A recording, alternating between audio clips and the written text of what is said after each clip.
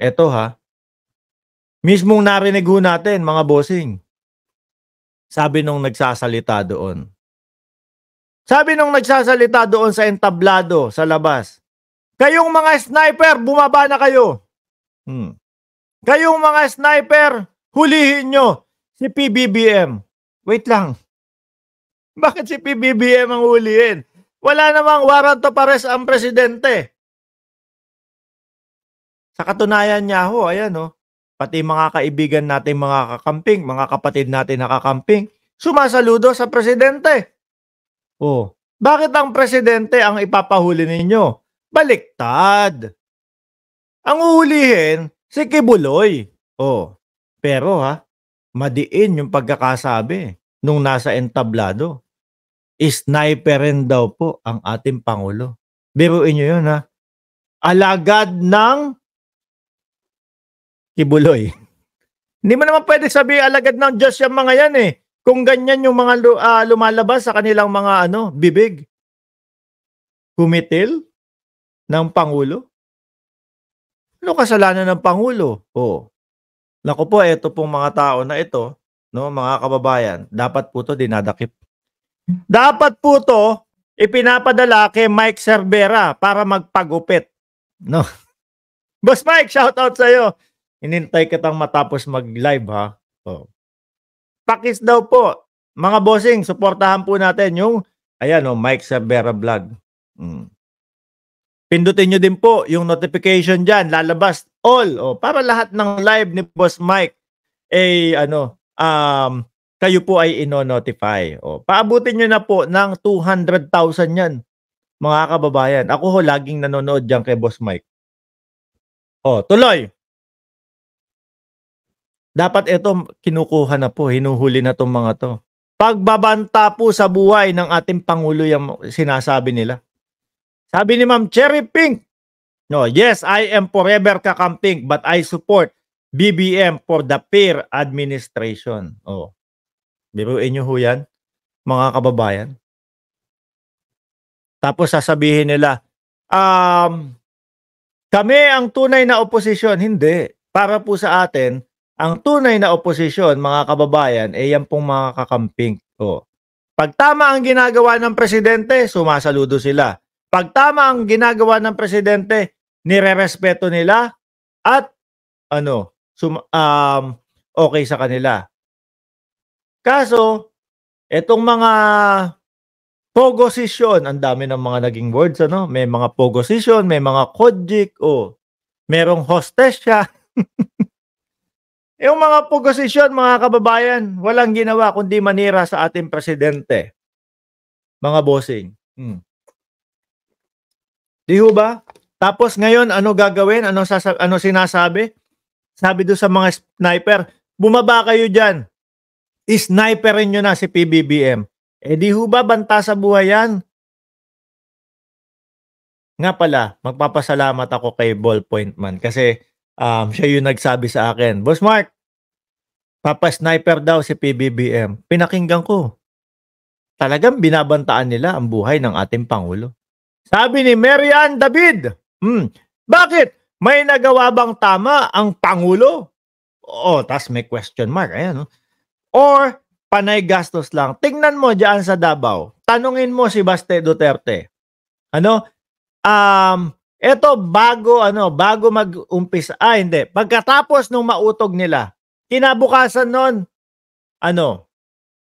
nagpamahagi ng mga titulo ang ating presidente doon sa mga magsasaka ng Davao.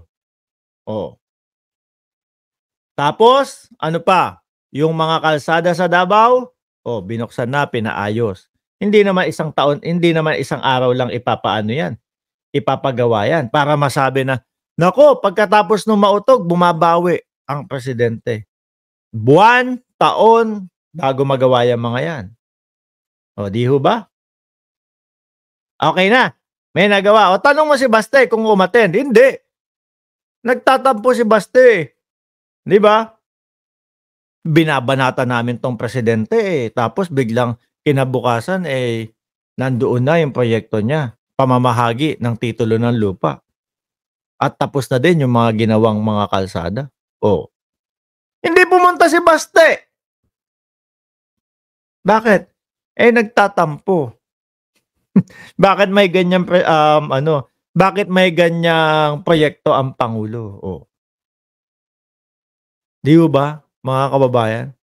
Sabi ni Political Mama, play mo naman yung video na may sniper. Dali hahanapin ko po, mga bossing. O eto. Alam niyo ho, ang unang nakakita o nakapanood nun, ano? Ito ha, ipe-play ko ha. Oh.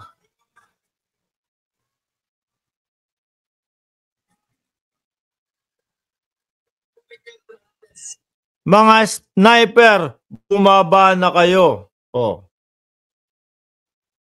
Ayan.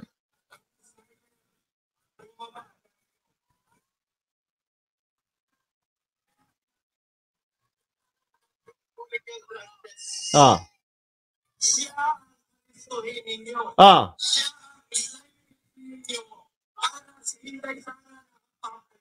Oh, yun naman pala, sniper rin ang Pangulo para sa Inday Sara ang papalit. Ano po? No. Pasensya na kung di marinig eh. Sinusubukan, uulitin ko ha, uulitin ko. Isa, try na ulit natin. Oh.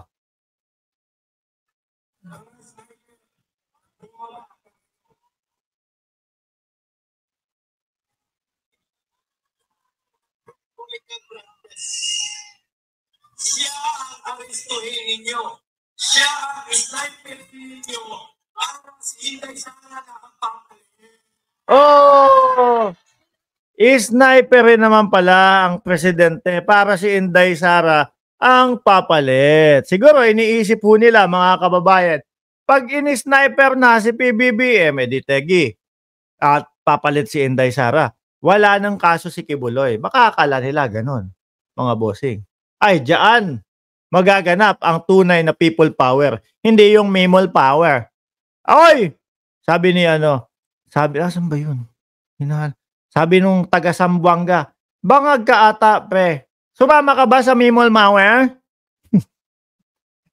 Kaya maabay sa memol power? Kaya maabay dyan sa 8 million?